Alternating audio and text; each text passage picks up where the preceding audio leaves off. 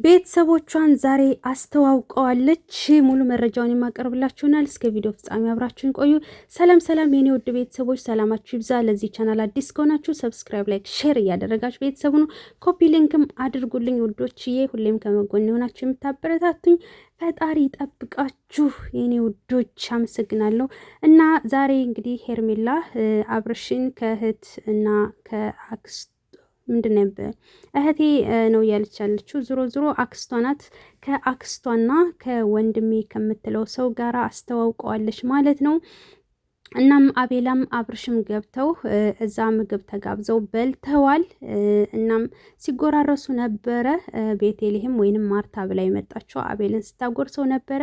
ሄርሜላም አብርሽም ሄርሜላን ሲያጎርሳት ነበረ ማለት ነው። እና እንደዚህ አይነት ሙያ እያለሽ እንዴት እስከዛሬ እኔ እቸገራለሁ እያላት ነበረ ወንድም ነኝ ብሎ የመጣው።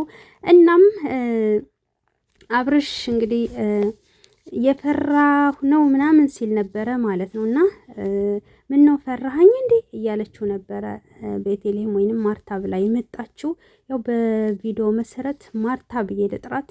እናም ማርታ በነገራችን ላይ ዛሬ ስትዘፍን ነበረ ከሄርሜላና ከአብርሽ ከጀርባ ከተሰቀለው ከግድግዳው ጋር ከተሰቀለው ፎቶ ስር ሆና ማለት ነው። እንዴ አማርኛው ራስ ሊጠፋኝ ነው እንዴ። እና ስትዘፍን ነበረ ማለት ነው።